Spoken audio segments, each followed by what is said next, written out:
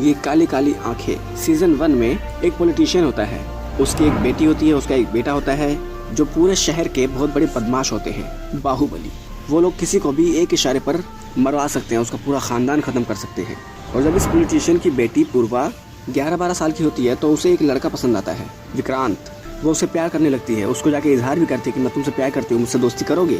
लेकिन विक्रांत, उसको लड़ाई झगड़ा शोर शराबा बिल्कुल पसंद नहीं है। समय भी बीतता है, ये दोनों बड़े होते हैं। पूर्वा विदेश चली जाती है और विक्रांत के बड़े होने के बाद वो किसी और लड़की से प्यार करने लगता है, अनिका से। फिर 15 साल बाद यही लड़की वापस आती है, पूर्वा, और वो विक्रांत की लाइफ में आती है। वो सबसे पहले विक्रांत को अपने फादर के यहाँ पर उसे जॉब दिलवाती है और विक्रांत को मजबूरी में उसके वहाँ जॉब करनी पड़ती है। और जॉब करते करते उसे पूर्वा से मिलना पड़ता है, ना चाहते हुए भी। और वो उसे शादी के लिए प्रपोज कर देती है। यही बात वो अपनी गर्लफ्रेंड को बोलता है, अनिका को। लेकिन अनिका कहती है ऐसा मत करो। विक्रांत के घर वाले कहते हैं कि इतनी अच्छी लड़की है, इतना अच्छा घर है, तुमसे शादी करना चाहती है, कर लो। लेकिन विक्रांत जो है मना करता है कि नहीं, मैं नहीं करूँगा।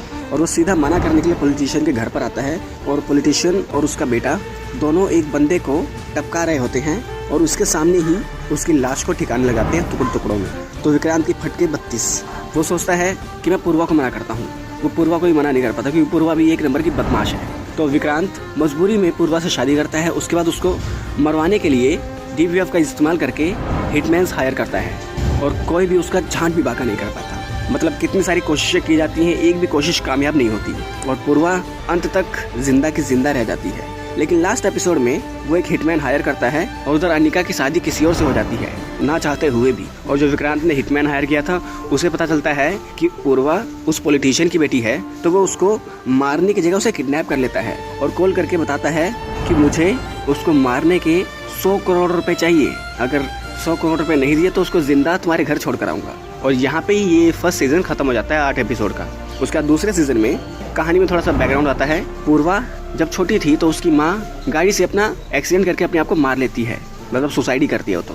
और वहीं में दिखाया जाता है उसका एक दोस्त भी होता है जो उससे बहुत प्यार करता है, उसे इजहार भी करता है। लेकिन पूर्वा कहती है कि मैं किसी और से प्यार करती हूँ। तो पूर्वा के पिताजी पूर्वा के फ्रेंड को इंडिया में बुलाते हैं और कहते हैं कि हमारी बेटी किडनैप हो चुकी है, उसका पता लगाओ, उसे सही सलामत ढूंढो।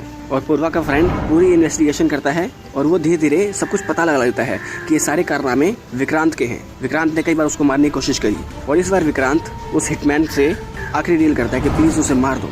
तो वो हिटमैन पूर्वा को मारने की कोशिश करता है लेकिन फिर से वो बच जाती है। इसी बीच में जो पॉलिटिशियन का बेटा होता है, पूर्वा का भाई, वो अनिका को मारने की कोशिश करता है। इसी बीच में अनिका उसको बेहोश कर देती है और विक्रांत जाकर उसको जान से मार देता है, उसकी लाश को ठिकाने लगा देता है। समय बीतता है, लोग उसके मातम मनाते हैं और मातम में सही मौका होता है। विक्रांत उस हिटमैन को हायर करता है कि वो पॉलिटिशियन और उसकी बेटी दोनों आएंगे, उनको मार देना। और वो कोशिश करता है मारने की, लेकिन पूर्वा का फ्रेंड उस हिटमैन को पकड़ लेता है और अनिका विक्रांत के साथ भागने का प्लान करती है। अनिका निकल पड़ती है विक्रांत से मिलने के लिए, लेकिन उससे मिलने आती है पूर्वा।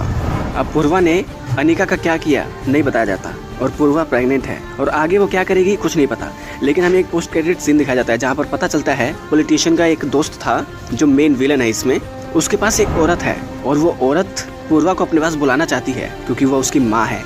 अब आगे क्या होगा? पूर्वा की मदर क्या इस बंदे से प्यार करती है जो पॉलिटिशियन को मारना चाहता है? आगे कहानी में बहुत कुछ है, बट ये कहानी यहीं पर एंड कर दी जाती है। मुझे लगता है कि ये आगे 2 एपिसोड और बना के पूरी कहानी को खत्म किया जा सकता था, बट ये बहुत लंबा खींच रहे हैं तो ये थोड़ा सा सही नहीं है। तो अगर आपने अभी तक ये काली काली आंखें सीजन 1 और सीजन 2 नहीं देखा तो देखो, सीरीज बहुत अच्छी है, आपको बांधे रखती है। सस्पेंस थ्रिल का जो पारा है वो नीचे नहीं आता, ऊपर जाता रहता है और बोर भी नहीं करती सीरीज।